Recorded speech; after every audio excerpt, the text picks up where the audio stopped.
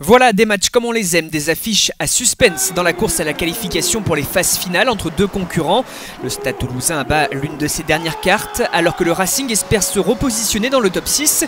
Et c'est au Stadium de Toulouse que cette affiche a lieu. Le match est d'abord fermé. Les occasions sont rares. Initiative des Franciliens qui sont légèrement dominateurs sur le plan physique au regard des premiers duels. Avantage en cours sur cette faute de Census Johnston sur Maxime Machenaud.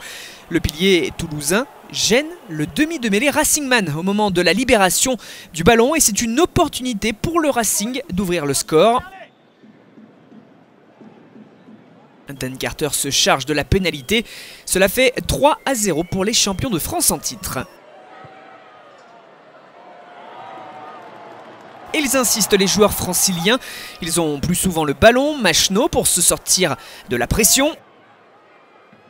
Et démarrer. Aura, grosse percée de l'international tricolore. Il lève la tête pour chercher des soutiens alors qu'il est parti mettre le feu dans la défense. La passe vers Afatia qui met un énorme tampon sur Maxime Médard qui termine à terre. Et le pilier poursuit les efforts. On est plus que jamais dans l'avancée. Libération rapide. On part sur les extérieurs vers Rocco Socco. La passe à l'aveugle vers Grobler qui s'en va marquer l'essai. Non, le retour de Gaël Ficou pour stopper l'offensive. Le ballon termine en touche. Mais Pascal Gahuzer, l'arbitre, va demander la vidéo sur ce ralenti. On voit que le deuxième ligne du Racing se fait reprendre, tend le bras et là il y a un contact avec la main de Ficou. Le tout est de savoir si ce geste est intentionnel.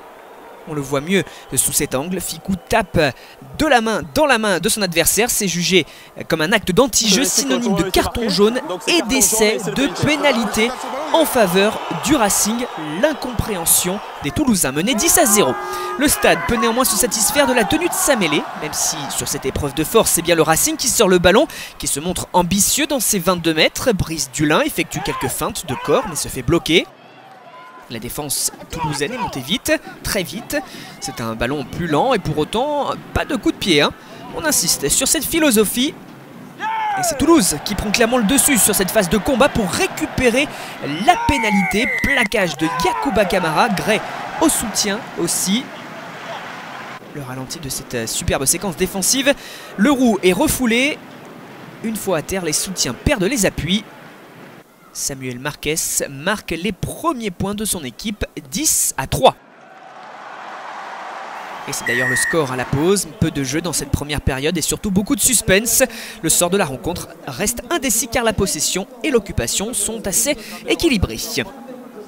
Et finalement cette seconde période accouche d'un scénario très haché avec beaucoup de scories, des maladresses et de nombreuses mêlées. Toulouse est dominateur à 15 contre 13 et profite d'une énième situation d'avantage pour partir sur les extérieurs. Maxime Médard marque l'essai de l'espoir, sauf qu'il faut une victoire aux Toulousains pour la course aux phases finales. Et le temps presse, Luke McAllister manquera la transformation qui aurait eu au moins le mérite d'offrir le match nul. Les partenaires de Thierry Dussautoir s'inclinent à domicile face au Racing et c'est le champion de France qui fait la meilleure opération comptable dans cette course acharnée au top 6.